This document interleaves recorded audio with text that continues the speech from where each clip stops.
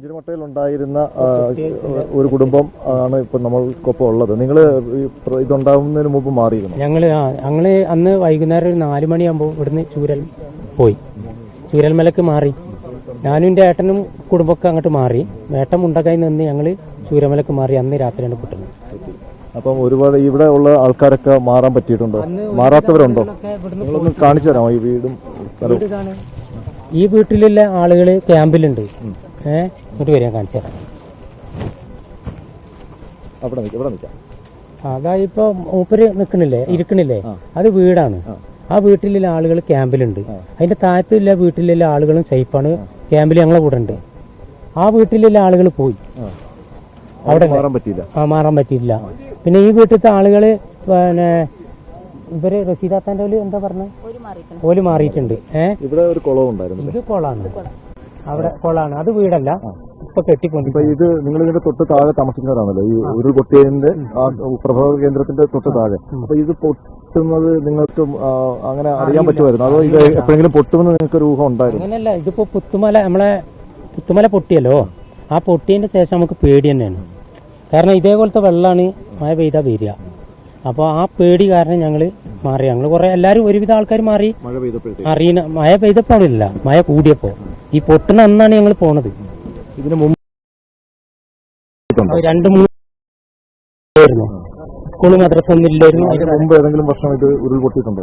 ഇല്ല, കഴിഞ്ഞതിന്റെ മുമ്പ് പൊട്ടിയിട്ടുണ്ട്. അവിടെ തന്നെ പൊട്ടിയിരുന്നു. അതിന്റെ പൊട്ടനാണ് ഇപ്പൊ വന്നത്. അതിന്റെ ഞങ്ങൾക്ക് ഇവിടെ നിൽക്കാൻ പേടിയാണ്.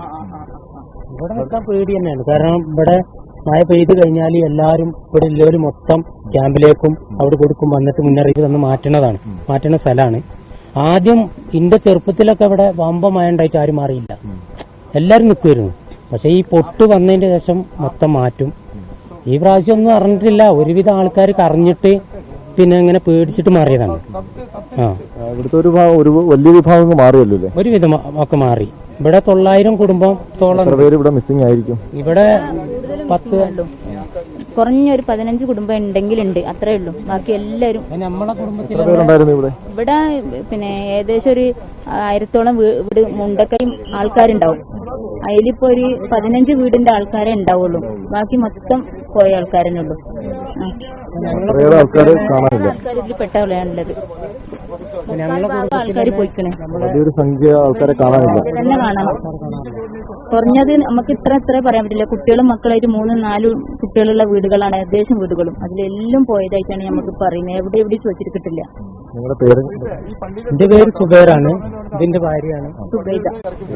ഇപ്പൊ നമ്മളെ കുടുംബത്തിൽ തന്നെ എന്റെ ഏട്ടന് അടക്കം, ഏട്ടന് വാപ്പ, അനിയന്റെ പെണ്ണുങ്ങള്, ഏട്ടന്റെ പെണ്ണുങ്ങള്, ഇങ്ങനെ 11 ആള് വലിയൊരു വീട് മൊത്തം പോയതാണ്. അതിൽ 2 പേരാണ് നമുക്ക് കിട്ടിയത്, ചെറിയ മക്കൾ, ഏട്ടന്റെയും അനിയന്റെയും മക്കൾ. ബാക്കിയുള്ള എല്ലാരും പോയി. ഇപ്പൊ 5 മരിപ്പ് കിട്ടാനാണ്. ഇവിടുന്ന് മാറിയിട്ട് മുണ്ടക്കായി കോട്ടേഴ്സ് പോയി നിന്നാണ്. അപ്പൊ അവിടുന്ന് മൊത്തം പോയി. ഇവിടുന്ന് രക്ഷ തേടി അങ്ങോട്ട് പോയതാണ്. ഇവിടെ രക്ഷ തേടിയില്ല, ഇവിടുന്ന് പോയതാണ്. ഇവിടുന്ന് പൊട്ടി പോയിക്കണ്. പക്ഷെ മുണ്ടക്കായി ഇങ്ങനെ തിരിഞ്ഞിങ്ങനെ വരുന്നു ഒരിക്കലും ഞങ്ങൾ കരുതിയിട്ടില്ല. ടൗണിലേക്ക് ഭയങ്കര പൊട്ടായി പോയി. ടൗണിലെ പള്ളിയോട് ചേർന്നില്ല വീട് എല്ലാം പോയി ചേട്ടാ. ഇനി ഇവിടെ നിൽക്കാനൊന്നും പറ്റൂല. ഇവിടെ അല്ലെങ്കിലേ പേടി പിടിച്ച സ്ഥലമാണ്. പക്ഷെ നമ്മള് ചെറിയ ആളുകളും കാര്യങ്ങളൊക്കെ എല്ലാം കൊണ്ട് എല്ലാവരും ഒരുമേല് ജീവിക്കുന്ന ഒരു നാടാണ് മുണ്ടക്കായി. എല്ലാവരും അങ്ങോട്ടും ഇങ്ങോട്ടും സ്നേഹത്തോടെ കഴിയുന്ന നാടാണ്. പക്ഷെ ഇവിടൊക്കെ ഇങ്ങനെ വരുന്ന ഒരിക്കലും വിചാരിച്ചില്ല. ആ പൊട്ട് ഇങ്ങനൊക്കെ വന്ന് പോകുന്ന ഒരിക്കലും. പുഴയിലേ കൂടെയാണ് സാധാരണ പോകല്. അങ്ങനെ എല്ലാവരും കരുതി നിന്നത്. ഇത് ചെയ്യാനാണ്, വിധിയാണ്. ഇനി നമ്മള് പോയാലും ഭയങ്കര ദുഃഖമുണ്ട്. നമ്മളെ ബാക്കിയുള്ള ആളുകൾ കുറെ കിട്ടാനൊക്കെ കിട്ടണം. ആ വേദന കൊണ്ട് നമ്മൾ നടക്കുകയാണ്. എല്ലാവരും കിട്ടട്ടെ, ദൈവം അതിന് അനുഗ്രഹിക്കട്ടെ. എല്ലാവരും ബാക്കിയുള്ളവർ കരഞ്ഞിരിക്കുകയാണ്. ഒരുപാട് സങ്കടത്തോടെയാണ് ക്യാമ്പിൽ കരയുന്നത്. നമ്മളും ഈ പറഞ്ഞ പോലെ എല്ലാവരും തേടി നടന്നു, ഒരാളെയും കിട്ടിയില്ല. ഇപ്പോഴും കരഞ്ഞ് ക്യാമ്പിൽ ഇരിക്കണ പോലുണ്ട്. ഓലൊക്കെ എല്ലാവരും കിട്ടട്ടെ. ഇനി ഇങ്ങനെ ഒരു ദുരിതം ഇവിടെ ഉണ്ടാകാതിരിക്കട്ടെ, ഞങ്ങളെ പ്രാർത്ഥന അതാണ്. പിന്നെ എൻ്റെ ബാക്കിയുള്ളവർ രക്ഷപ്പെട്ടത് പടച്ചോന്റെ ഒരു അനുഗ്രഹമാണ് എന്നാണ് ഞാൻ കരുതുന്നത്. ചിലപ്പം നമ്മളെന്തോ ചെയ്ത പുണ്യം കൊണ്ടായിരിക്കും ഞങ്ങളെ കുടുംബം ഇവിടുന്ന് പോകുക എന്നുള്ളൊരു തോന്നൽ വന്നത്. അല്ലെങ്കിൽ ഞങ്ങളും പോകലില്ല. വീട് ഇതിന്റെ കുറച്ച് മേലെ. ഞങ്ങളാ വീട് ഒന്ന് കാണാൻ വേണ്ടിട്ട് പോവാണ്. വീടൊന്ന് കാണാൻ വേണ്ടിട്ട് പോകും. ഇതിന്റെ ഇടക്ക് ചൂരൽമലൊക്കെ വന്ന് ഞാൻ മാത്രം വന്നു പോയി. അപ്പോൾ ഇവള് കരയന്നെയാണ്. കാരണം അങ്ങനെ പിന്നെ ഒക്കെ പോയില്ലേന്നില്ല ഒരു ഇതിൽ നിൽക്കുകയാണ്. അപ്പോൾ എന്നാ വന്ന് പറഞ്ഞിട്ടാണ് കൂട്ടിക്കൊടുക്കുന്നത്. പോയിട്ട് കണ്ടിട്ട് വരും. ഞങ്ങൾ കണ്ടിട്ട് വരാം. ശരി.